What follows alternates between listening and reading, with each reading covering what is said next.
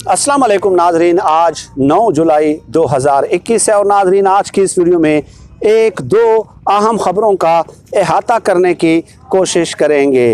नाजरीन आज से 3-4 दिन पहले एक दो वीडियोज़ मैं इस YouTube चैनल पे अपलोड कर चुका हूँ, जिसमें ये गुजारिशात मैंने आप लोगों की खिदमत में पेश की कि कैसे भारतीय शहरी धड़ाधड़ सोशल मीडिया पे वीडियोज़ डाल के इमरान खान साहब की तारीफ़ कर रहे हैं। और तो उस हवाले से 2-3 भारतीय शहरियों के हवाले से तो 3-4 दिन पहले मैं बता चुका हूँ। एक और चंद वीडियोस मेरे सामने आई हैं जिसमें भारतीय शहरियों ने नवाज शरीफ साहब पे तनकीद की है, मरियम नवाज साहबा की दुर्गत बनाई है, उन्हें आड़े हाथों लिया है और इमरान खान साहब की तारीफ़ की है। एक भारतीय शहरी हैं, वो कहते हैं कि नवाज शरीफ साहब शेर का निशान आपने लिया, ठीक है, लेकिन शेर का निशान लेने से, इंतखाबी निशान लेने से कोई शेर नहीं बन जाया करता। शेर बनने के लिए शेरों जैसा जिगरा होना चाहिए, शेर बनने के लिए शेरों जैसे काम करने ज़रूरी होते हैं।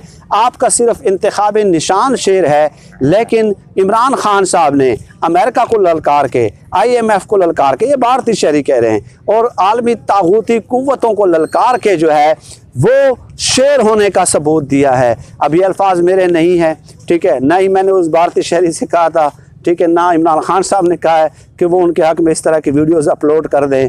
तो डेफिनेटली जब आप एक जुर्रतमंदाना इक़दाम करते हैं और जुर्रतमंदाना एक स्टांस लेते हैं, एक मौक़िफ़ अपनाते हैं और आलमी कुव्वतों की आंखों में आंखें डालकर बात करते हैं, तो डेफिनेटली लोगों ने फिर तारीफ़ ही करनी है और क्या करना है। इसके अलावा भारतीय मीडिया का देख लें कि इमरान खान साहब ने जब एब्सोल्युटली नॉट कहा था और उसके बाद पार्लियामेंट के फोरम पे तकरीर की थी, तो एक शोक का आलम था भारतीय मीडिया पे। और यहाँ तक भी चंद तज्ज़ियाकारों ने तज्ज़िये किए कि इमरान खान साहब ने तो अमेरिका को, जो बाइडन को धो दिया है, एक सुपर पावर की आंखों में आंखें डाल दी हैं, और हमारे मोदी साहब इस खुशफहमी में मुब्तला हैं कि हम पाकिस्तान को प्रेशराइज़ कर लेंगे, हम पाकिस्तान को दबाव में ले आएंगे, हम पाकिस्तान को जो है वो मरऊब कर लेंगे।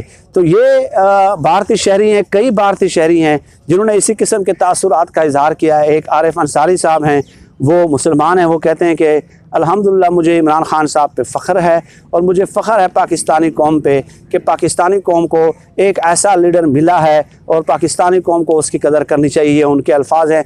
आप देखें, सियासी बातें होती हैं, मुख्तलिफ सियासी पॉलिटिकल एफिलिएशन होती है मुख्तलिफ लोगों की, तो आप किसी के भी तज्ज़िये और तबसरे से इख्तिलाफ़ कर सकते हैं। मैं तो एक फ़ैक्ट और फैक्चुअल सिचुएशन जो इंसिडेंट वक़ूअ पज़ीर हुए हैं वो आप लोगों की खिदमत में पेश कर रहा हूँ। अब नाज़रीन, ये तो एक बात हो गई कि नवाज शरीफ साहब और मरियम नवाज साहब को उन्होंने मशवरा दिया कि सिर्फ शेर के निशान लेना काफ़ी नहीं है, उसके लिए उस किस्म के काम करने ज़रूरी हैं। अब नाज़रीन, चंद और फैक्ट्स सामने आ रहे हैं कि परवेज़ मुशर्रफ साहब के दौर में मुआहिदा हुआ, एग्रीमेंट हुआ कि कैसे जो है ना लॉजिस्टिक सपोर्ट जो है अमेरिका को अफ़गानिस्तान से निकलने के लिए, नेटो फोर्सेस को निकलने के लिए जो है लॉजिस्टिक सपोर्ट फराहम की जाएगी।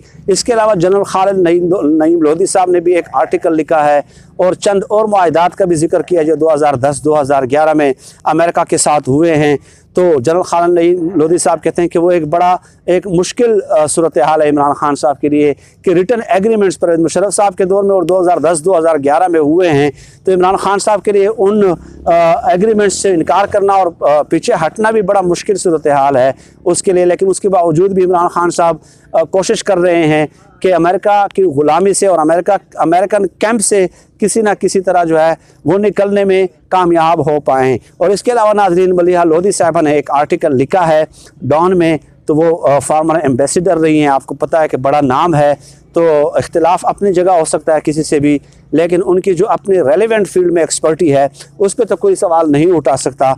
उन्होंने भी कहा कि फाटफ ने बाकायदा इमरान खान साहब को धमकी दी है, ठीक है। डेफिनेटली IMF हो गया, फटफ हो गया, ये जितने इंटरनेशनल फोरम्स है इनको एज अ ब्लैकमेलिंग टूल इस्तेमाल करता रहा है और इस्तेमाल करता है अब भी अमेरिका की जानिब से। तो जैसे ही इमरान खान साहब ने उनको आंखें दिखाई तो फटफ की तरफ से, IMF की तरफ से धमकियों का सिलसिला अंदरूने खाना शुरू हो गया है। और इस तरह जो है वो इमरान खान साहब को जो है ना प्रेशर में लाने की कोशिश की जा रही है और मरूब करने की कोशिश की जा रही है।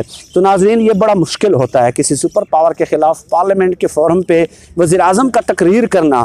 एक पॉलिसी बयान होता है भाई, पॉलिसी बयान होता है। Prime minister, head of the government जो है वो एक बयान दे रहे हैं और वो भी पार्लियामेंट के फोरम पे दे रहे हैं और एक इंटरव्यू में, अमेरिकन टीवी चैनल को इंटरव्यू में दे रहे हैं, तो वो पॉलिसी बयान होता है।